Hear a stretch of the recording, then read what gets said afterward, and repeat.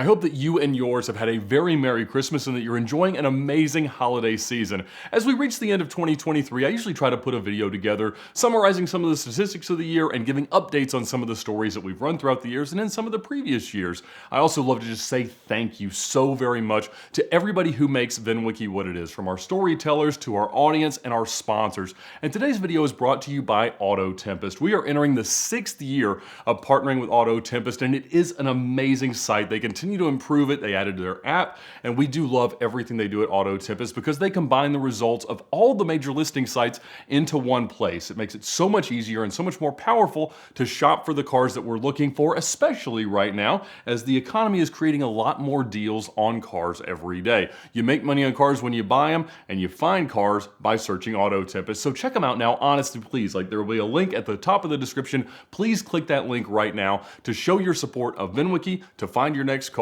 and to thank Auto Tempest for all that they do. But as I look back on an amazing year in 2023, it's been a very different year. I know it has been for all of us, but really, if we look at 2023, it has been the year of short form content. Now, about this time last year, YouTube started to pressure us really heavily to start releasing short form stuff. Now, we didn't really know what to do, but I started to cut our stories into smaller versions, less than a minute long. And so in a year of releasing that, it has radically transformed the way that our audience looks and engages with our content. Now, that's what YouTube has been trying to accomplish. They know that there's a trend towards shorter form content viewership.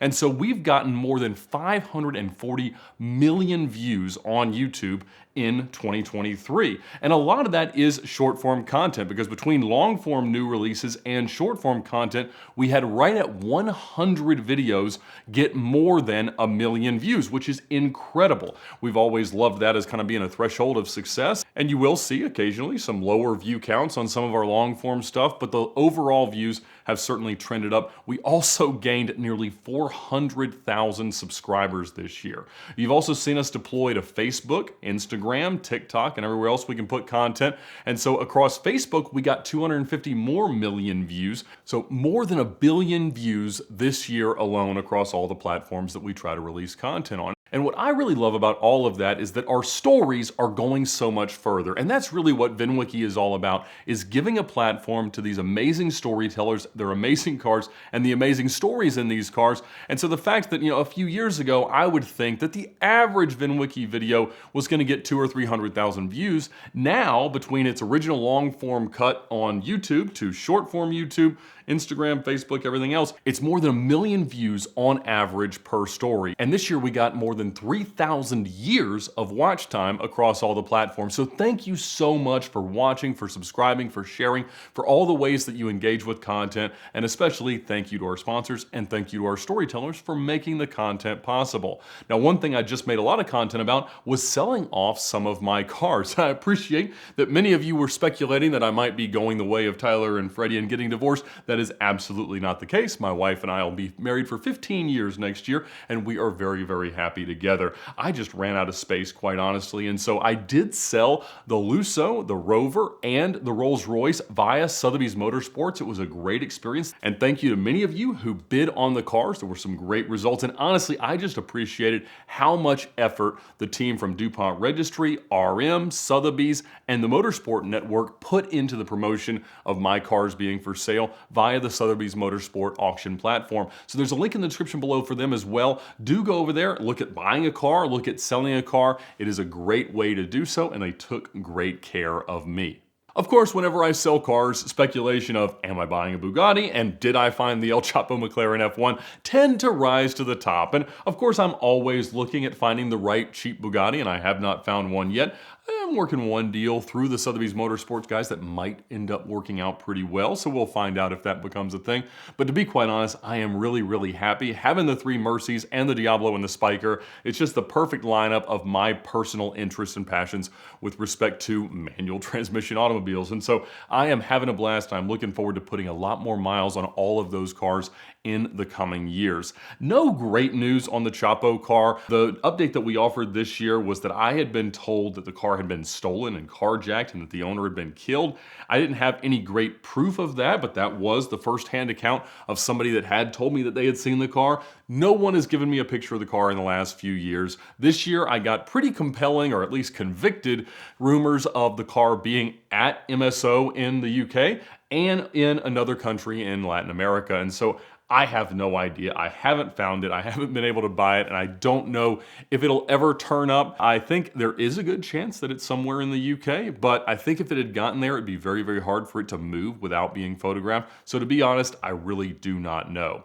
Now, in the last 2 years, we have done bounty hunt videos looking for a selection of cars in 2021 that were either stolen or missing from various banks, exotic car lending institutions like Premier Financial Services and others, and we were able to recover 3 of those since then. We found an Impala, we found an SLS AMG, and we found a Rolls-Royce Phantom. And the bounties that we mentioned were paid out to those who were able to help recover the cars, either in the form of cash or in getting the cars cheaper, and everybody is super happy there. Now, last year's bounty hunt was a very fun one. We had compiled all of the data from the factory on Lamborghini Murciélagos, and we were looking for 2 cars that were sort of discovered in that data set, 2 additional manual transmission LP670 SVs. There's 5 very well-known cars, 3 US cars and 2 in Europe, but there were 2 more that we learned existed, and we have found both of them.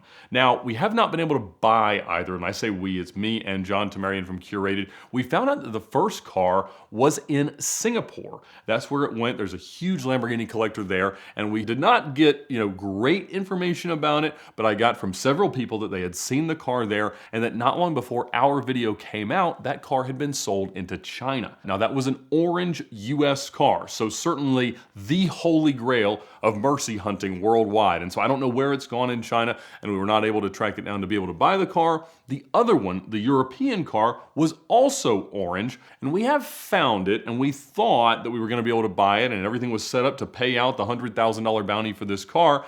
But then the seller got cold feet. And so we have not been able to buy that car, unfortunately, but we are hot on its trail. And so I appreciate everybody. I got tens of thousands of messages of people with ideas and looking for them. And most of those were pointing to the well-known cars, and unfortunately none of them could be bought. I'm in pretty consistent contact with most of the owners of those. But gorgeous stuff, and always a whole lot of fun hunting Mercies from around the world. Now this year, our VINwiki app saw about 5% growth. We did have some issues with a privacy policy on Android, and so we've got a Band-Aid fix for that. It should get updated fairly soon, so you should be able to use it. If not, you can always use it at web.vinwiki.com. I really do appreciate the support of that. We passed 6 million user posts this year and more than 13 billion connections between cars in the app. That's a huge, huge help to us, and it is where we see kind of the future of VINwiki as a brand, is the continued development of that. It is very expensive to develop apps, and I don't have anybody currently working that has the ability to take it to the next level, so I'm always exploring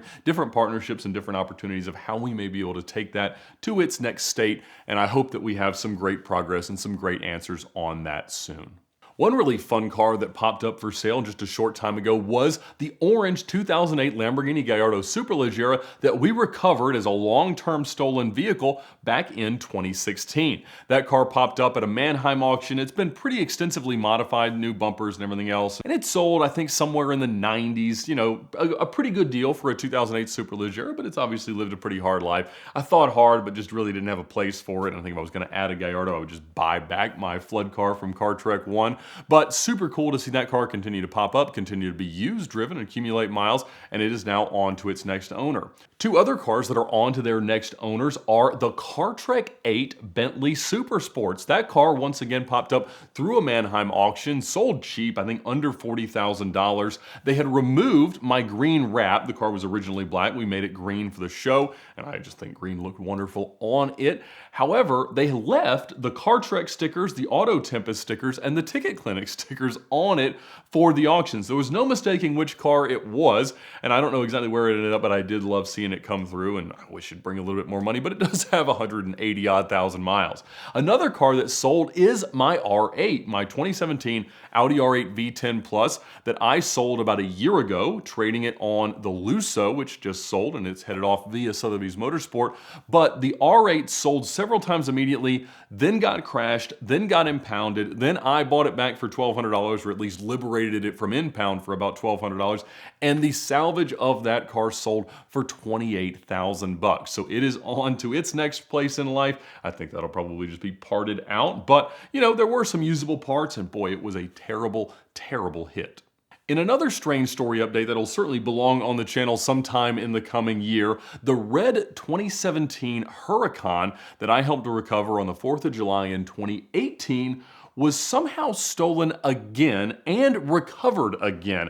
I'm not sure if it was in a rental again or what the situation was, but somehow the car went missing and came back, which, I mean, I don't know how. This guy needs to buy lottery tickets, and I'm not a proponent of buying lottery tickets, but it's hard to get that lucky twice. But somehow the car's back. We'll get more of the story in 2024.